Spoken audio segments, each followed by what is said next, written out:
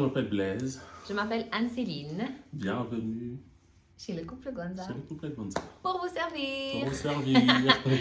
Aujourd'hui, on parle d'un thème très important, Yes, oui, des projets. projet. Parce que les projets, on en a toujours et on en a beaucoup. Beaucoup. Mais le défi que plusieurs rencontrent, c'est de ne pas les accomplir. Pas les accomplir. Ok. Et on veut commencer par ça, voir Mhm. ce qui peut engendrer en fait le fait de commencer et de ne pas finir. D'accord. Et donc, oui, il y a beaucoup de challenges, de défis qui peuvent empêcher qu'un programme voit le jour. Et parmi ces challenges, moi personnellement, aujourd'hui, si je peux parler de quelque chose, je vois beaucoup l'épargne. L'épargne. Donc épargner, pour moi, j'ai atteint une dimension où épargner, ce n'est pas seulement l'argent, c'est tout. La Bible dit que à la création, alors que la terre était tohu-bohu, elle dit que Dieu a envoyé son esprit en fait. Donc, l'esprit a commencé à faire un travail qui a anticipé la création. Donc, je ne sais pas pourquoi cette image, quand je pense à l'épargne, moi je vois cette image-là. Parce que quelqu'un qui décide d'épargner aujourd'hui, en fait, il est en train de créer un pont qui va faire traverser ces projets de la fiction à la réalité, en fait. Et c'est ça l'idée, en fait. Donc, Oui, parce que souvent, lorsque on commence et on ne finit pas, ou on n'arrive pas à finir par des raisons X ou Y, lorsque ça vient et ça revient, ça peut être très décourageant.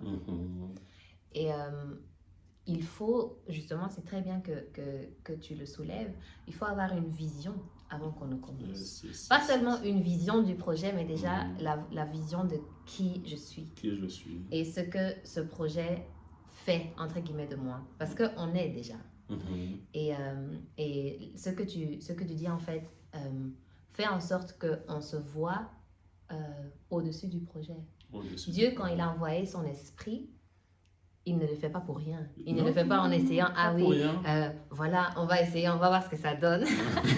Non, il le fait sachant déjà là où il va arriver. C'est ça. Plein d'assurance, plein de conscience, en fait, de sa position par rapport au projet. C'est ça. Et ça, c'est très important parce que sinon, on risque de se définir en fonction de nos projets.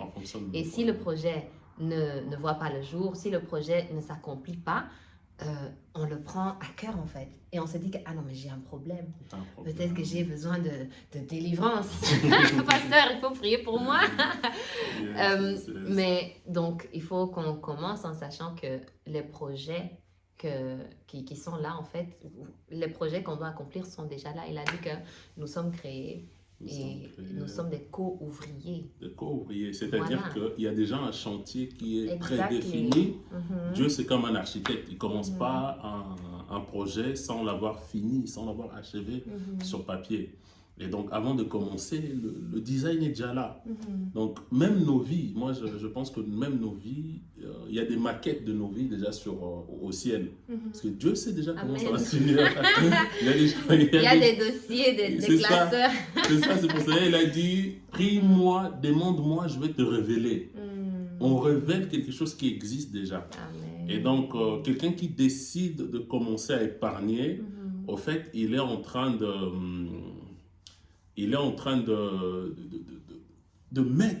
d'appeler, de créer quelque chose qui n'existe pas encore. Amen. Il y a plein de témoignages sur des personnes qui ont déjà épargné, qui ont accompli leur projet.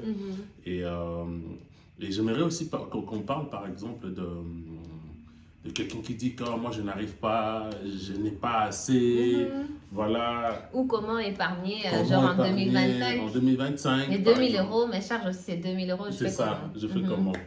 Et à la fin, on a on a une surprise pour vous. On a une surprise pour vous. C'est un livre, un ouvrage de quelqu'un qu'on aime, qu'on apprécie beaucoup. Et qui nous, voilà, ces enseignements nous ont et continuent à beaucoup nous aider. Et donc, le pasteur Dominique explique comment tu peux épargner, même en n'ayant rien. Wow. C'est-à-dire que c'est lui qui dit qu'il n'a rien, mais en fait, tu as quelque chose parce que tu vis. Yes. Tu peux épargner même, même ta santé, tu peux épargner même des connaissances. C'est-à-dire quand je vais prendre un livre pour lire, c'est-à-dire que j'épargne la connaissance en fait. Et tout ce qui est épargné finit toujours par produire, voilà, par ramener un jour ou l'autre en fait. Et donc, tu dis que je veux épargner mais je n'arrive pas. C'est-à-dire que ta motivation n'est pas encore assez grande. Ce pourquoi tu veux réussir n'est pas encore vraiment... Tu ne te dis pas encore que tu en as besoin. Tu ne te dis pas encore que tu en as besoin.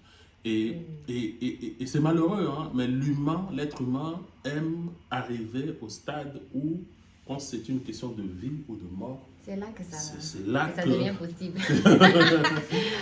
Où on a l'impression que ça devient possible, parce que la vérité, c'est que ça a toujours été possible. Ça a toujours été possible. Oui. Comme on a dit, il y a une maquette déjà au ciel. On sait déjà, Dieu sait déjà que tu l'as réalisé. Mais c'est juste toi qui ne sais pas encore que tu l'as réalisé. Et tu ne veux pas demander à Dieu, c'est comment, est-ce que je l'ai déjà réalisé ou pas? Qu'est-ce que je dois faire parce que lui, il connaît. Et donc, si tu dis que tu ne peux pas épargner, c'est parce que ça n'a pas encore été une question de vie ou de mort. Wow. Donc là, le premier, on va dire, ingrédient, en fait, ou l'un des ingrédients qu'on pense entendre, c'est le courage. Le courage. Il faut beaucoup de courage. Déjà, juste pour on a parlé de la vision, pour nous imaginer que je vais épargner 2025, c'est dans quelques mois, 2026, pardon, dans quelques mois, mais quand même, je vais épargner 10 000 euros au courant de l'année 2026. Mais avant de commencer, il faut que tu te dises déjà que c'est possible. C'est possible. Parce que tout est possible à celui qui croit. Il faut que tu crois d'abord que c'est possible. Et c'est là que quand tu vas commencer à faire, ça deviendra possible. Il faut que ça soit d'abord avant que ça devienne. Donc ça, c'est très, très, très important. Et pour quelqu'un que, là, tout à l'heure, tu viens de dire, il gagne 25 000, enfin 2500, il dépense 2500, mais tu es un pauvre. Parce que les revenus ne nous appartiennent pas. Les revenus ne nous appartiennent pas. Tu vas au travail, à la fin du mois, on te paye sur ton compte en banque 2500 euros. Les 2500 euros ne t'appartiennent pas. Seulement ce que tu épargnes qui t'appartient en fait. C'est-à-dire les 2500 euros que je dépense. Oui. Allez, que je dépense, mais en fait, je donne à quelqu'un. Tu donnes à quelqu'un. Qui me donne quelque chose en retour. C'est ça. Tu donnes à ton bailleur, tu donnes au supermarché, tu donnes chez Zara, tu donnes chez Louis Vuitton, tu donnes, je sais pas, tu donnes au restaurant, tu donnes aussi. En fait, ça leur appartient. Et tu peux pas accepter un moment de te lever le matin, de souffrir. Parce que c'est la souffrance, pour gagner, pour avoir un revenu qui ne t'appartient pas. Et donc, si tu es dans ce mode de vie, décide d'en sortir. Décide d'en sortir. Pour commencer à t'en sortir, il faudra que tu acceptes de te mettre en crise. Wow. Yes, se mettre en crise, c'est-à-dire tu crées une crise permanente et personnalisée, volontaire et intentionnelle. Oui, ce sont des ingrédients très très importants. Donc il faut vraiment que ça soit volontaire. Tu décides que les 2500 là que je dépense, à partir d'aujourd'hui, je décide, dès que le salaire entre, je prends par exemple 700 euros, je mets à côté. Mais du coup, je n'arrive plus à couvrir mes dépenses. Mais du coup, tu peux travailler pour pouvoir augmenter tes revenus dans un autre angle. Mais avant même d'arriver au niveau d'augmenter tes revenus, tu vas t'en apercevoir qu'il y a des dépenses, il y a d'autres sorties qui ne sont pas nécessaires dans ton fonctionnement. Et l'objectif est de commencer à les laisser tomber, les écarter en fait. Et ça permet à ce que tu puisses respirer en étant... C'est pour ça qu'on dit crise. Oui. Quelqu'un qui a besoin de 2500 pour fonctionner, on enlève 700 €. C'est quand même un bon pourcentage C'est de beaucoup de revenus. factures. C'est beaucoup de factures. Mais en fait, tu vas te rendre compte que les 700 € là, c'était parce que je vais commander des chaussures, je vais aller manger au restaurant, c'était juste des besoins futiles et inutiles. Ou parce que je vis au-dessus de mes moyens. Généralement, c'est ça le problème. Donc en fait, c'est aussi une question, on revient encore au courage. Parce que là, je pense aussi à ton histoire, bien sûr. Oui. D'ailleurs, il y a un livre qui est en train de sortir. Quand il s'agit de l'épargne, premièrement, mais aussi du fait... Parce qu'en fait, des fois, on fait des choses et on les trouve normales. Donc, j'habite dans un appartement 2-3 chambres. Je roule dans une voiture neuve. Mais c'était ça mon cas. Je porte... ça? Je ne sais même pas quelles sont les chaussures. Non, en fait, c'est mon histoire. Je quitte chez mes parents. J'ai trouvé un travail, je quitte chez les parents. Je vais habiter dans un appartement avec 2 chambres. Un grand appartement, lumineux, voilà et tout. Mais sauf que cet appartement, juste l'appartement, me coûtait 800 € à l'époque. Et si je prenais des charges annexes et tout ça, des charges fixes, j'arrive facilement à 1000 €. J'arrive facilement à 1000 €, 1100. Mais en fait, moi, j'ai gagné 1800 € à l'époque. Mais c'est de la folie. J'avais une voiture de sport qui me coûtait 400 € de remboursement mensuel. Et comme à l'époque, je n'avais même pas l'âge, je n'avais pas plus de... Je sais plus, je n'avais pas l'âge en tout cas pour pouvoir l'assurer en mon nom. Je l'ai assuré via un bookmaker et ça me coûtait 300 € d'assurance mensuelle. Donc c'était difficile. Donc on vient de dire on est déjà à 1400. C'est ça. Rien que l'assurance de la voiture. Ça. On a le loyer, les charges, les assurances de la voiture, donc même pas encore la voiture. Et donc c'est ça. Et donc là maintenant, je devais sortir, je devais me poser quelque part parce que au fait, l'un attire l'autre. Quand j'ai une voiture de sport et tout, bah, je fais partie d'un club de personnes qui ont des voitures de sport. Et dans ces clubs-là, on doit aller manger à un certain endroit. On doit s'habiller d'une certaine manière. Tu dois avoir une certaine montre.